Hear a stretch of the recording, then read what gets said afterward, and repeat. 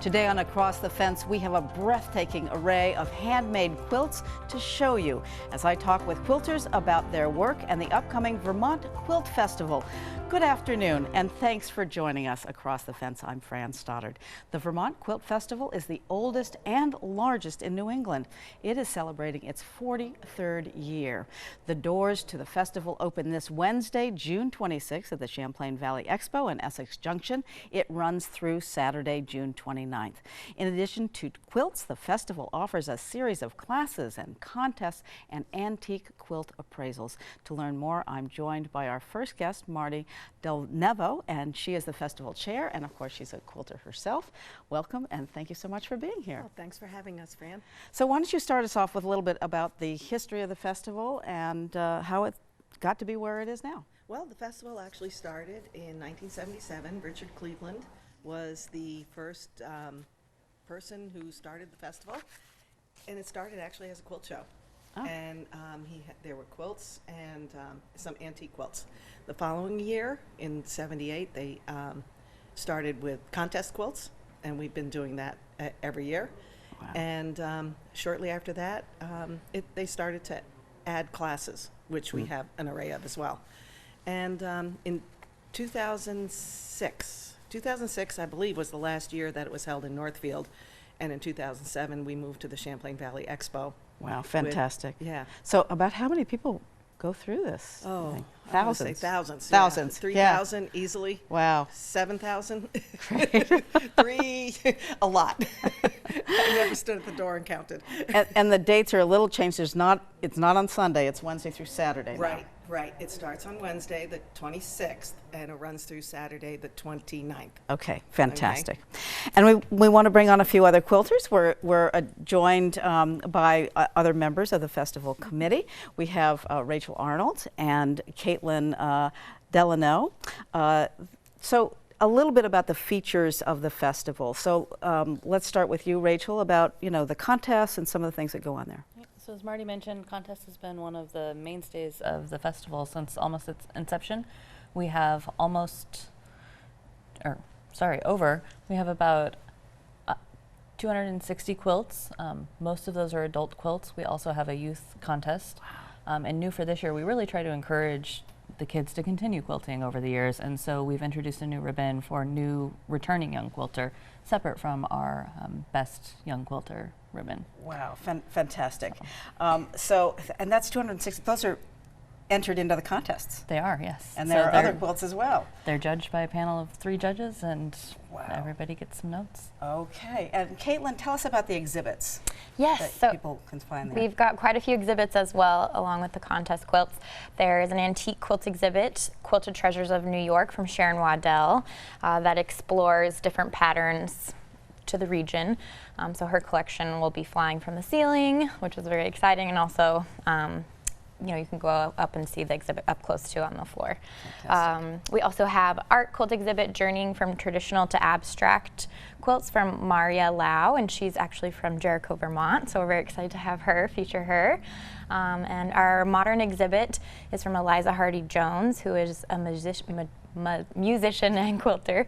Wow. And her exhibit is all about song quilts, and she transposes songs into quilts. Very unique. Amazing. That's really cool. So Marty, education, of course, is a key component. Why don't you tell us a little bit about what the offerings are there?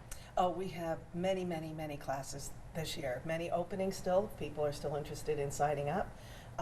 They go from traditional classes, there's a mystery class, there's modern. We've got several modern instructors this year. There's dyeing. There's applique. There's a little bit of wool. If you have an interest in learning anything new or enhancing a technique that you're struggling with, sign up. Okay.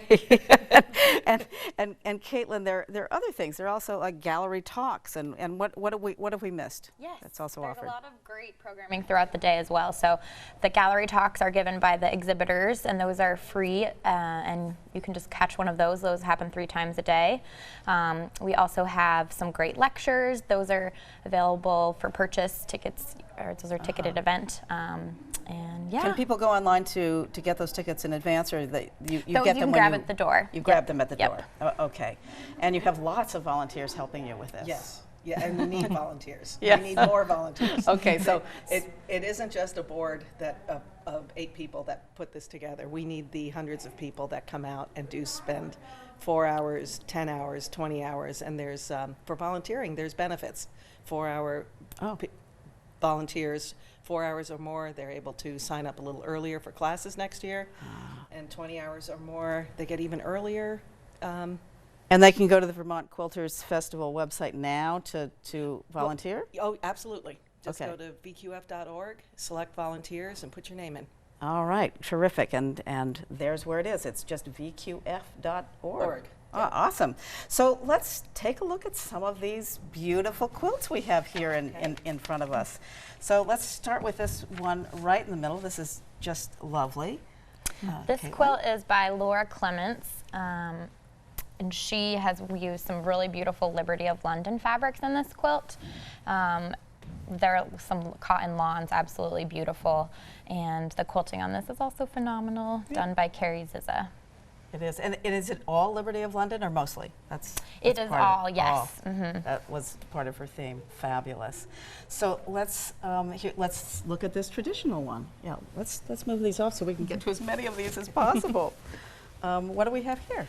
Well, here we have a more traditional quilt done by Deb Epler. And you can see it's a Lemoyne star, fall colors. I think she's coordinated things very nicely. Pumpkins in here, so it gives you that real autumn feel.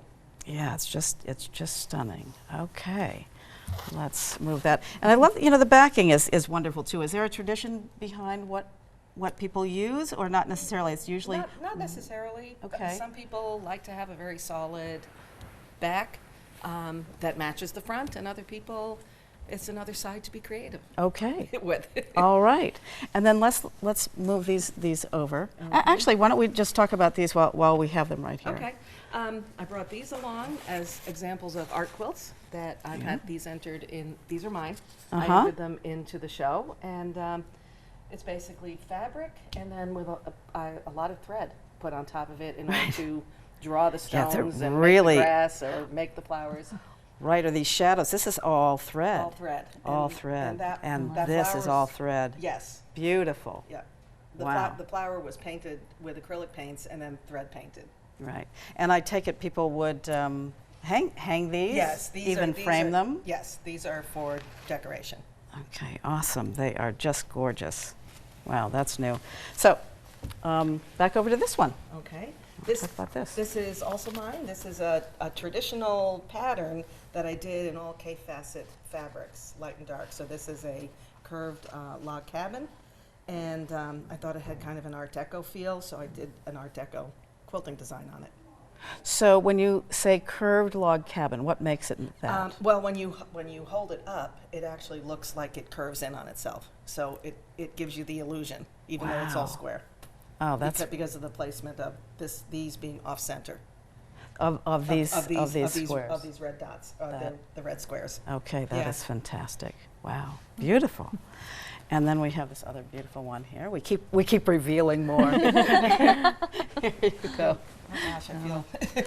So this is another one of mine. I started this was a Lone Star that I started in a class, and I thought it was dull, so I added in the. Yeah, this has a the big New York star Beauties, in the yeah. middle. We're only seeing a part of it, but look at that's just stunning.